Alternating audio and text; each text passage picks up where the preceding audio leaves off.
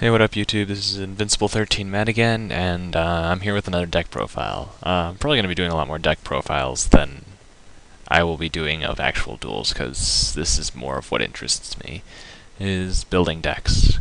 So basically this is the Chaos Goddess deck.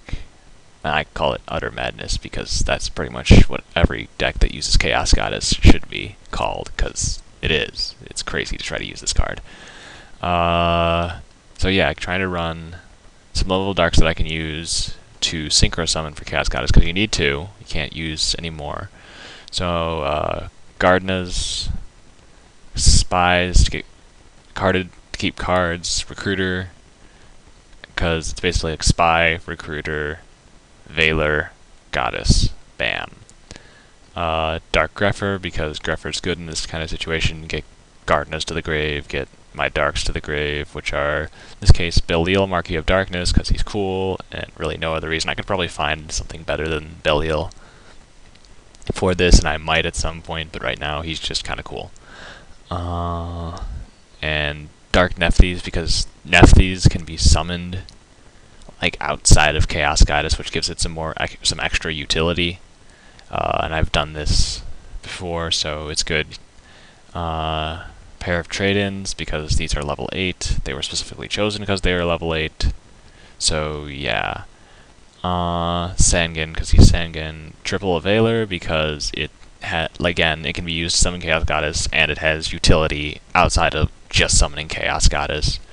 I have 3 DD sprites because I was under the impression that the monster would return even if sprite left the field, but that's not the case, so I have to change that up a bit. I'm not sure what I'm going to go to. There aren't a whole lot of good level 1 light tuners. There's like Majestic Dragon and stuff. Barrier Resonator is one, and he might go in at some point because he has, again, some extra utility. And I can basically use him to stall Veiler if I need to. Probably won't do that. I might actually, Ketsith is also an option here, because I can, like, discard it, I guess. Actually, no, I can't, so that's probably out, unless I do some changes with the deck. So yeah, right now, still trying to figure out what I'm going to do to replace sprites, because they're not as good as I thought they were.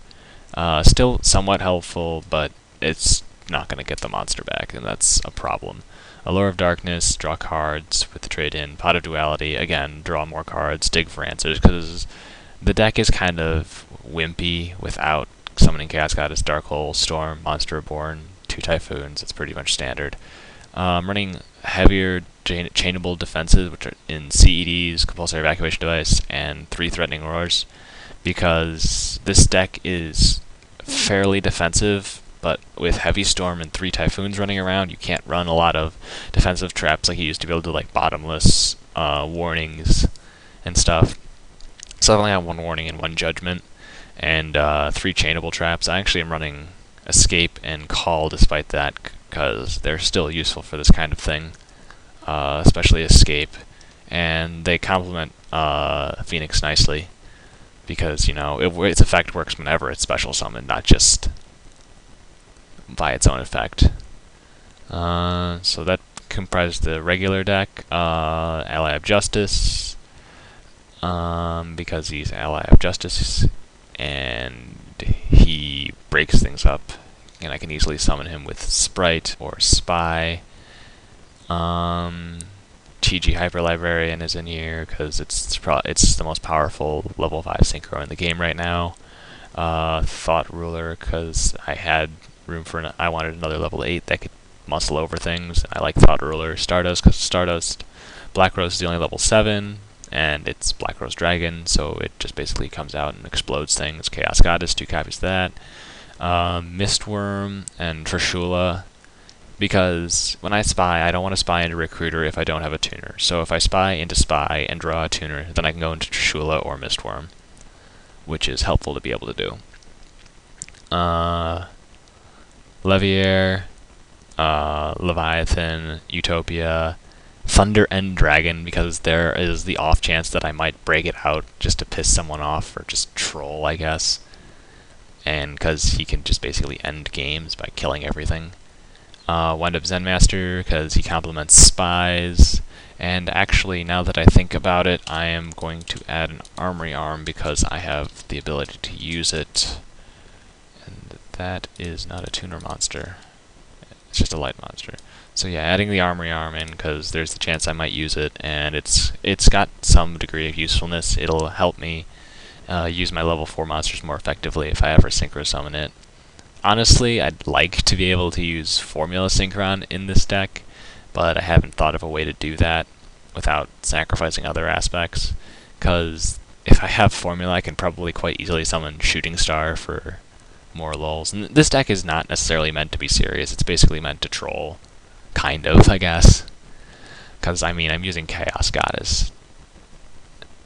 And you don't do anything but troll when you're using a card like Chaos Goddess. Because Chaos Goddess is extremely hard to build around.